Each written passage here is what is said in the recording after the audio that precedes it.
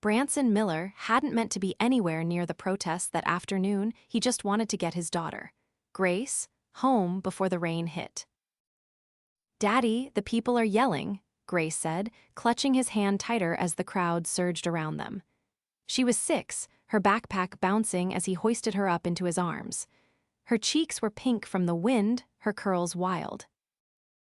"I know, baby," he told her calmly. "We'll be out of here in a minute." They were halfway across the plaza when a scream cut through the chanting. A woman, in sunglasses and a hoodie, shoved past 2 men and stumbled directly into Branson. She was panting, clearly panicked.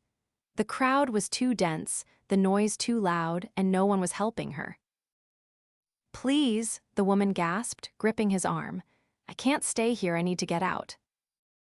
Branson didn't hesitate. "Follow me." He wrapped one strong arm around her shoulders, the other securing Grace against his hip, and pushed through the crowd. Years of working construction had built his body into a solid wall, and people moved when he told them to. He guided them down a side street, ducked into an alley, and led them through a shortcut behind a row of restaurants until the noise of the protest faded behind them. Only then did he slow down. The woman sank against the brick wall, pulling off her sunglasses. Branson blinked. Her face was everywhere on billboards, album covers, the grocery store magazine racks. He'd seen her once on a late-night talk show when Grace had fallen asleep with the TV on. He paused, trying to piece it together. "I'm Harlow Vega," she said, breathless, brushing wind, tangled hair from her face. "And you just saved me from being crushed." Branson shifted Grace in his arms. "I didn't even know you were in the crowd. You okay?" She looked up at him, really looked, and something flickered in her eyes. "I am now." Grace stared at her. "You're the singing lady from the radio." Harlow knelt down, smiling gently. "That's me." Branson cleared his throat. "Sorry, we didn't mean to get caught in all that mess. I was just walking Grace home from school." "You were amazing back there," Harlow said, standing again. "You didn't even ask who I was, you just helped." He shrugged. "Didn't matter who you were, you look scared." Harlow tilted her head. "What's your name?" Branson Miller." "Well, Branson Miller," she said, with a spark of curiosity, "can I buy you a coffee?" He laughed once, dry. "I'd love to, but Grace has math homework, and I've got dinner to figure out." Her eyes softened. "You're a single dad." He nodded. "Yeah, been just us since she was 3. "Is your wife?" She trailed off gently. "Gone," he said simply. "Car accident, it was fast." Harlow's expression creased with sympathy. "I'm sorry." "Thanks." She hesitated. "Can I give you something? For helping me, anything." Branson shook his head. "I'm not looking for anything, just glad you're safe." She stared at him like she couldn't quite believe it. "Do you? No many women would sell their souls to get 10 feet from me." "I'm not many women," he said, setting Grace down. "Come on, kiddo, let's go." But Harlow stepped forward. "Wait, I have a show tomorrow night, big one, VIP seats, would you come?"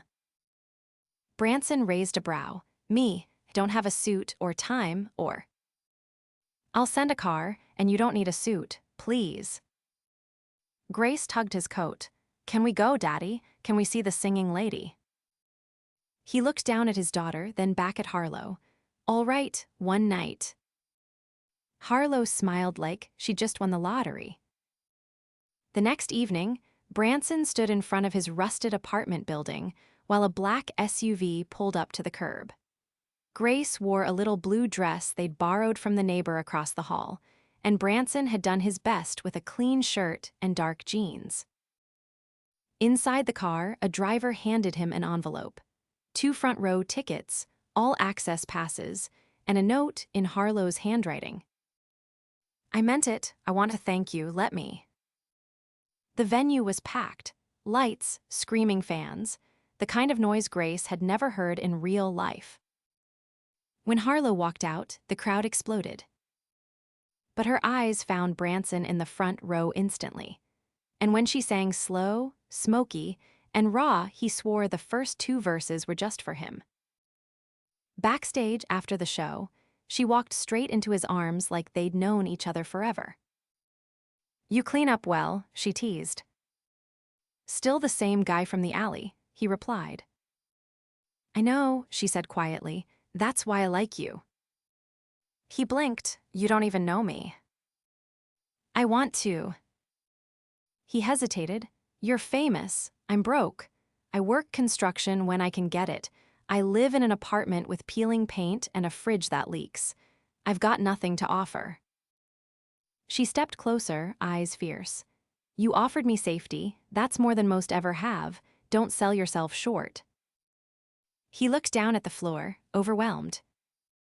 Grace yawned beside him, leaning into his side. Harlow smiled. "Come with me just for a night. Let me show you something." He hesitated, but nodded. The car drove them to a penthouse high above the city. Floor-to-ceiling windows, a grand piano, a view that stretched for miles. Grace gasped, "Daddy, it's a castle." Branson looked around, stunned. "This place is yours." Harlow nodded, "And the guest room has a little bed just her size." "That's a lot of trust," he said. She looked at him softly. "You carried me out of a riot with your daughter in your arms. Trust you." That night, while Grace slept under fairy lights in the guest room, Branson stood on the balcony, looking out at the skyline. Harlow joined him, barefoot, hair loose. "You always this generous with strangers?" he asked. "You stopped being a stranger the second you didn't ask for anything." He turned to her. "And you, always this open with broke dads?" She smiled. "Only the ones who make me feel safe." Their eyes met, and the air between them changed. She reached for his hand. "I don't care about money, Branson. I care about how you make me feel." He held her gaze. "How do I make you feel?" She stepped closer, voice barely a whisper. "Like I'm not alone." He leaned in, heart pounding. "You're not." Then he kissed her. And in that moment, nothing else mattered, not the difference in their worlds, not the chaos outside, not the fear of what came next. Because for the first time in a long time, Branson Miller felt like maybe, just maybe, he was allowed to fall in love again. Branson didn't expect the phone call 2 days later. He was patching drywall in a client's hallway when his phone buzzed in his back pocket. He wiped his hands on his jeans before answering. "Harlow," he said cautiously, stepping outside where the air was less thick with paint. "Hey," her voice came through, a little breathless, like she'd been running. "I know it's last minute, but are you free tonight?" He glanced at the sky. It was nearly dusk. "Depends. Grace is with me." "I figured," she said quickly. "I set up something mellow, quiet, just dinner. Hired a sitter, someone from a vetted agency. She'll come right to your place." Branson frowned. "You got my address." "You left your work card at my place," she said. He hadn't realized. "You didn't have to."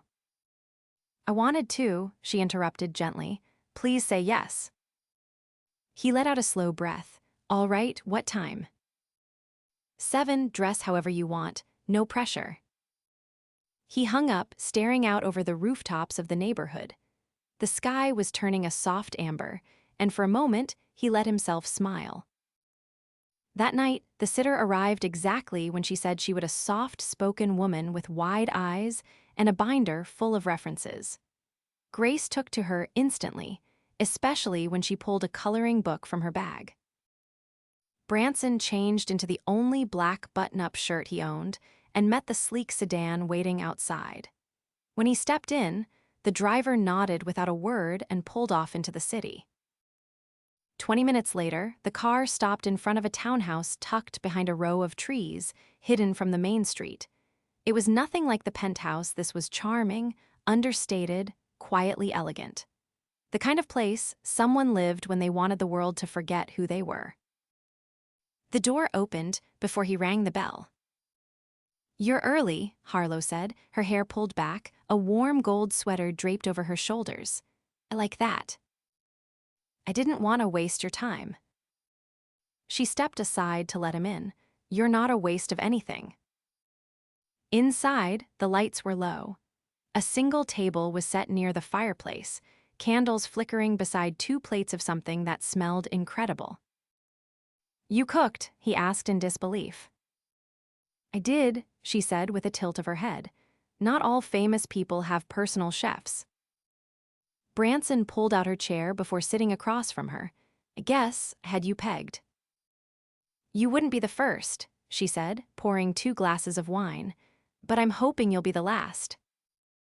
He sipped cautiously. "So, what's the catch?" "There isn't one," she said. "I just wanted a night where it could be someone to someone, not a headline, not a voice in someone's speakers, just a woman." He looked at her, really looked. The makeup was minimal, the dress simple.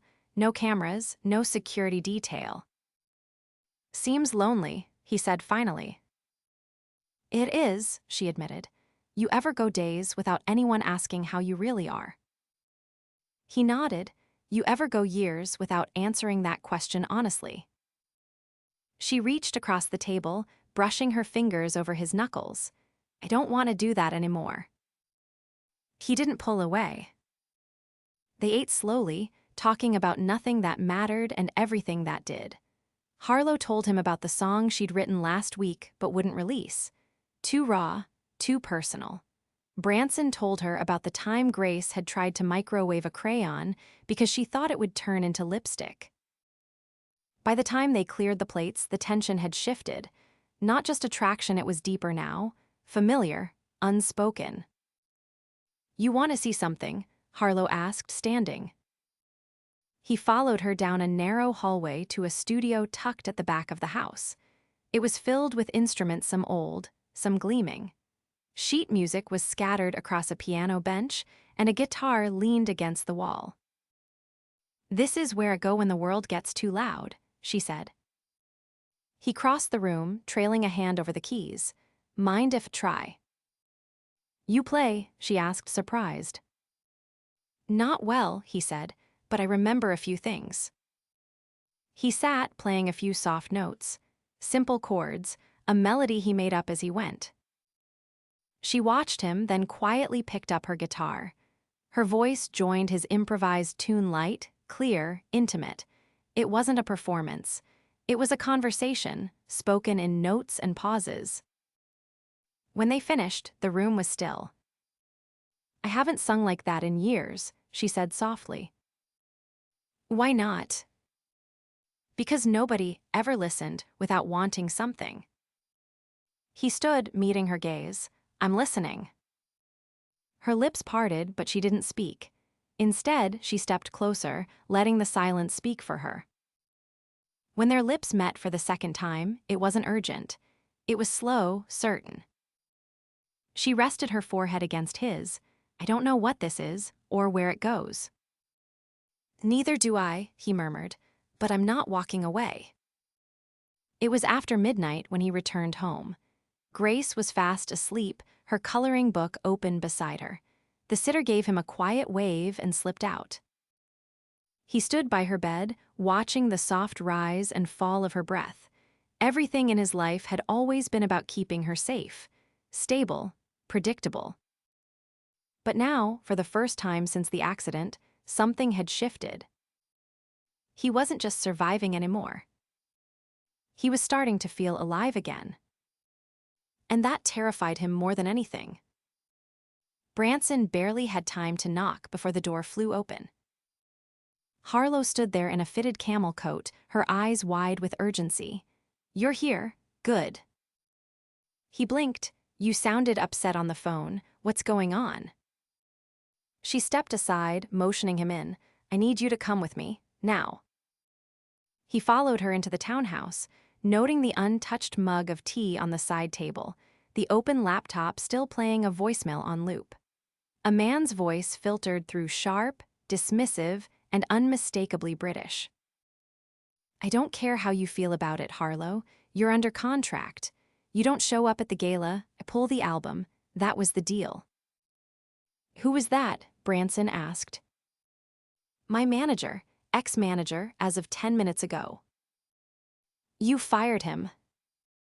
"I told him to burn the contract, and I walked."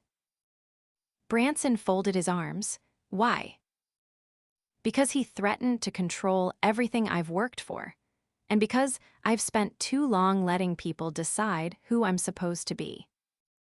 He sat down on the edge of her sofa, watching her pace. "What does that mean exactly?" "It means I'm done pretending to be someone I'm not. Tonight's gala, it's not just some red carpet event. It's tied to a new record deal, one I never wanted. They expect me to show up in sequins and smile next to a man they've picked for me. A fake romance, Branson, for publicity." His brow furrowed. "You're telling me they want you to date someone for press?" "They want me to parade around with some actor who's already been briefed on what to say and how to touch me. The label thinks I need to be more marketable." "And you're saying no?" "I'm saying hell no, but I can't skip it without making a scene, unless..." She stopped pacing and looked at him.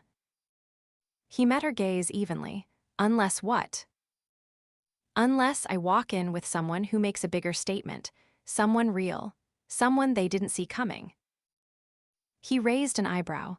"You want me to go with you to this gala?" "Yes." "To make a statement." "To shut them up." He leaned back slowly. "You realize I don't own anything even close to gala appropriate." "I already took care of that," she said, disappearing into the back room.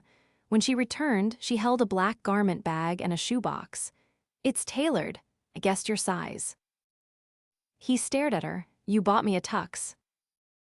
"I had it delivered this morning. I was hoping you'd say yes." He exhaled. "You don't need me to make a statement." She stepped closer, voice lower. "I want you there because when I walk in with you, I'll know I'm not faking anything." He stood slowly. "What time are we leaving?" 45 minutes. He nodded once. "Then I guess I should get dressed." By the time the car pulled up in front of the venue, a line of photographers already stretched down the block. Spotlights swept the sky above the grand glass entrance. Branson clenched his jaw as they stepped out of the car. Harlow slipped her hand into his. "You okay?" "I've never seen this many cameras outside a courthouse," he muttered. She smiled. "Just look at me." He did. Flashes exploded as they walked the carpet together. Harlow didn't let go of his hand, not once. She didn't pose for the cameras. She didn't pretend. She just walked beside him, chin high. Inside, the room buzzed with tension. Gowns shimmered. Champagne flowed, but eyes followed them like they didn't belong. A man in a navy velvet jacket approached, flanked by two assistants. "Harlow, we need to talk. Now." "Later, Marcus." "I'm not playing games tonight." "Neither am I," she said calmly. "I brought a guest. You remember Branson." Marcus gave Branson a dismissive glance. This wasn't approved. "I don't need approval." "You're risking your entire contract." "Then, I guess it's a good thing, already walked." Marcus's jaw tightened. "You won't have a career left when this night ends." "Then I'll build a new one." Branson watched the man walk away, red-faced. "You okay?" he asked her. "I've been waiting years to say that," she whispered. They made their way to a quiet corner. A string quartet played softly nearby. Branson tugged at his collar.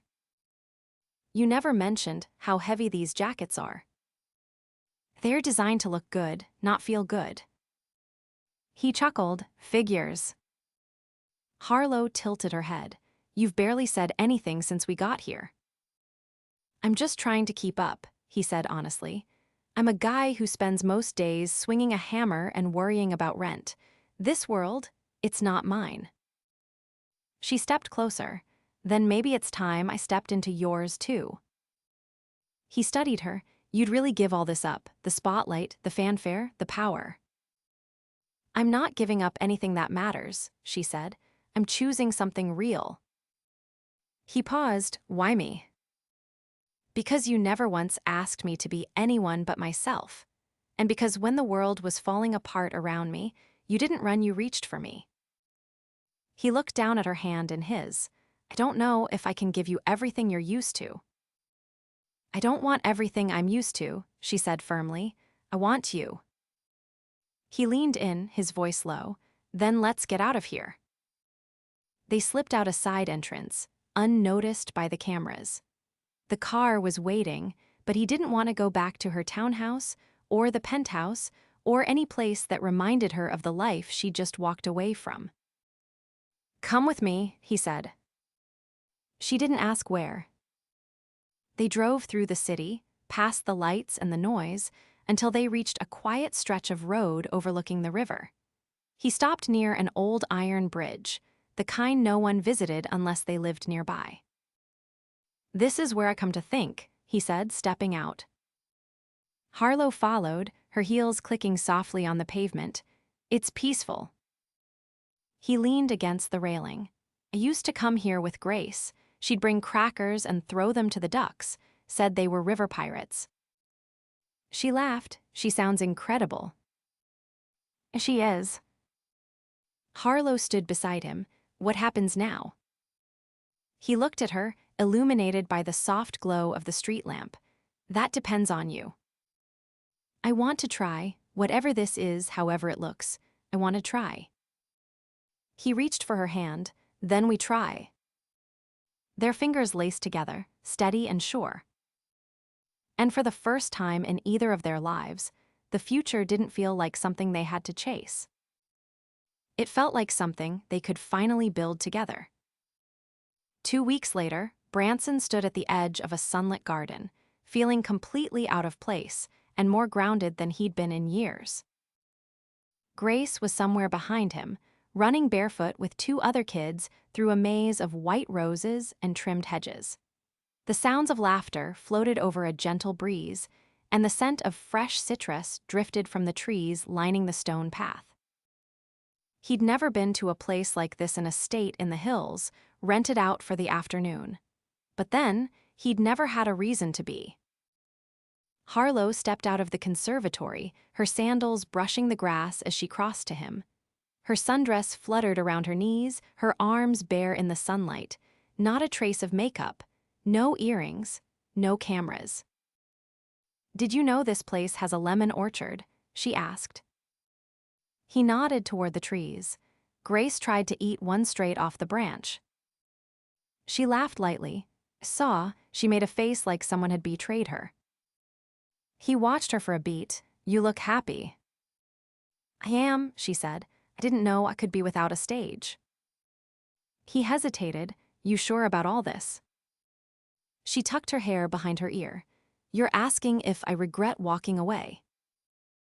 I'm asking if the silence feels too loud. She met his gaze. It doesn't. For the first time, the quiet feels like mine.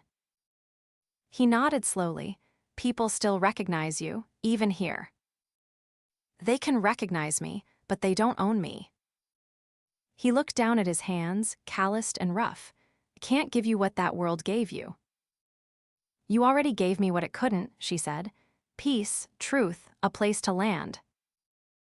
Before he could reply, Grace ran up, out of breath and glowing with sun. Daddy, can we stay until the sun goes down? She asked, tugging his hand. He glanced at Harlow, who smiled. You don't have school tomorrow, he said, so yeah, we can stay. Grace grinned and darted off again. Harlow watched her go. She's thriving. She slept through the night, he said. Hasn't done that in months. That's not nothing. He looked at her. Neither are you. She exhaled slowly, nervous energy tightening her shoulders. There's something I need to show you. He followed her to the back of the garden, where a narrow path led to a small greenhouse. Inside, the air was warm and fragrant. Vines curled around glass beams, and pots lined the table's herbs, wildflowers, soil still damp. She reached under one of the benches and pulled out a slim folder. "I've been writing," she said, opening it. "Not for the label, not for anyone else, just for me."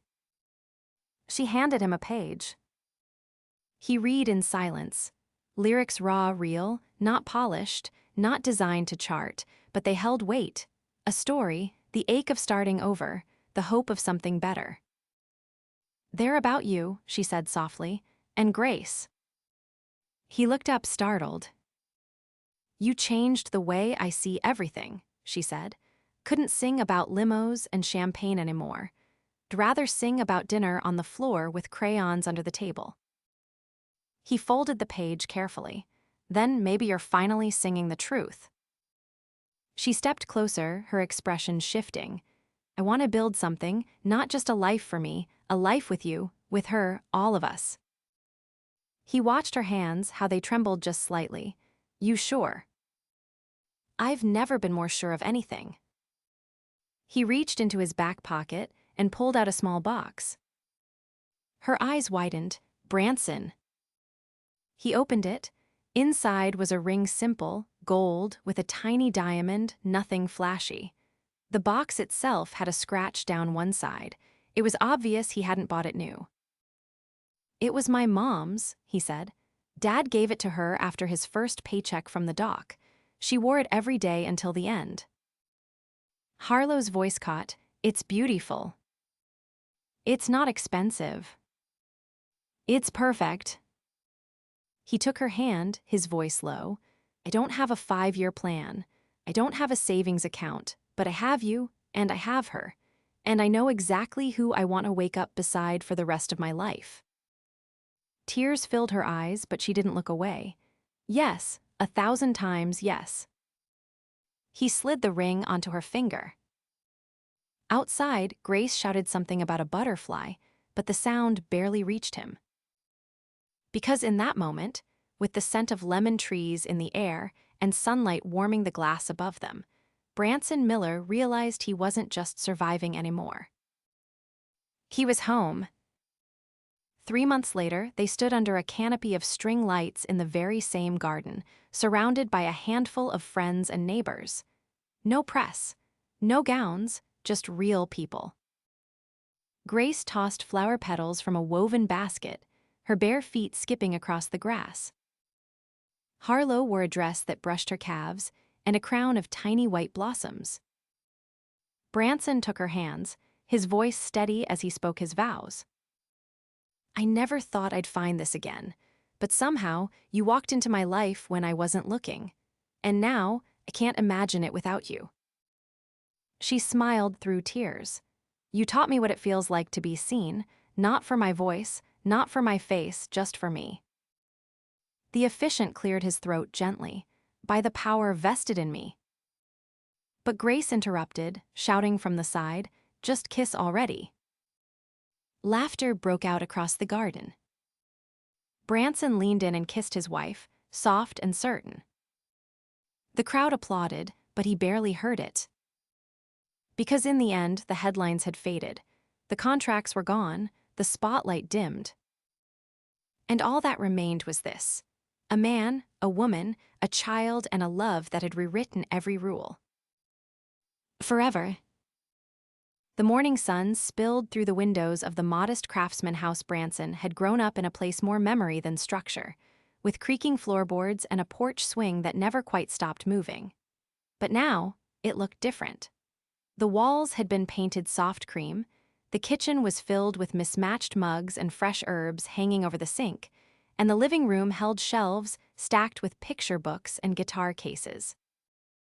Harlow tiptoed through the hallway, barefoot, her robe brushing the floor as she peeked into Grace's room. The little girl was still asleep, curled into her blanket fortress, one arm wrapped tightly around her stuffed raccoon. Harlow smiled, easing the door closed behind her and making her way to the kitchen, where Branson stood at the stove flipping pancakes with a focus that made her pause in the doorway. "You're burning the edges," she said, voice still husky from sleep. He looked over his shoulder, grinning. I call that extra flavor. She moved behind him, wrapping her arms around his waist. You're going to spoil her. She earned it, he replied. She read 3 full chapters last night with no help. She also convinced me to let her put glitter in her bathwater, Harlow said. Branson turned off the burner and set the pan aside. I'll clean it later. She reached for a mug, pouring herself coffee. You always say that. And I always do, he said, wiping his hands and turning to face her. You nervous? She tilted her head. Is it that obvious? You've been checking the clock every 10 minutes since yesterday. She took a sip of coffee. I'm meeting your crew today, the guys you work with, that's a big deal. They're just people, he said. Grubby, loud, and mostly incapable of eating quietly but people. They matter to you, she said, which means it matters that I show up right. You will, he said, just be you. Later that afternoon, Harlow stood beside Branson in a sun-drenched lot behind a half-renovated community center, her boots crunching over gravel. The crew was gathered near the truck bed, passing around sandwiches and trading insults that passed for affection. Branson introduced her without ceremony, his hand resting lightly on the small of her back. This is my wife, he said. Be nice, or she'll write an album about you. Harlow raised her brow, and not the good kind. There was a beat of silence before one of the older guys, gray-bearded and sun-leathered, burst out laughing. Hell, she's got teeth. I like her. Another man, younger and covered in sawdust, offered her a can of soda. You ever hold a nail gun? Branson shook his head. Don't even think about it. They stayed for over an hour. Harlow listened more than she spoke, but when she did speak, they leaned in. She asked about their work, their families, the building they were restoring. By the time they packed up, she'd earned their respect in a way none of them said out loud, but all of them showed. On the drive home, Branson reached over and took her hand. You were perfect. I kept thinking about what your mom would have thought, she said quietly. He glanced at her. She would have loved you. She used to say the right kind of woman walks into your life and makes it feel like it was always meant to be shared. Harlow turned to the window, overcome. That night, after Grace had fallen asleep with a flashlight under her pillow and a book about space tucked into her arms, Branson joined Harlow in the backyard. She was stretched out on a blanket, staring up at the stars. He lay beside her, arms sliding under her head. I got an offer today, she said. He turned to her. Music. Independent label, small, local. They heard the acoustic tracks I posted online last week, said they'd give me full creative control. No press, no image management, just music. He waited. You want to do it? She nodded slowly, but only if it fits around this. This, he echoed, isn't going anywhere. She rolled onto her side. Not even if I tour again someday. Not even then. We make it work, we build around it, we stay a team. She rested her hand on his chest. You really believe it can be that simple? Not simple, he said, but real. Months passed. The house grew fuller with little things, a new piano in the corner, Grace's science experiments on the porch, paint-stained canvases in the hallway. Harlow's music found its way into the world again, softer this time, more grounded. She played small venues, local festivals, backyard stages. Branson stayed close, always near, always steady. He worked during the day, helped Grace with her spelling at night, and kissed his wife like he'd never stopped being grateful she chose him. One rainy Sunday morning, Grace came bounding into their room with a crumpled piece of paper and a grin too wide to contain. I wrote a song, she announced, climbing onto the bed. Branson sat up, groaning. Is it about ducks again? No, it's about family. She handed the paper to Harlow. Can you help me make it pretty? Harlow looked at the scribbled lyrics, uneven lines, misspelled words, and a chorus that repeated the phrase "home is hugs" 4 times. She kissed the top of Grace's head. "It's already perfect." Branson pulled them both into his arms, blankets tangled, hearts full. Outside, the rain tapped gently against the windows. Inside, love filled every corner. And they didn't need stages or headlines or promises of forever. Because they already had it. Here, now. Together,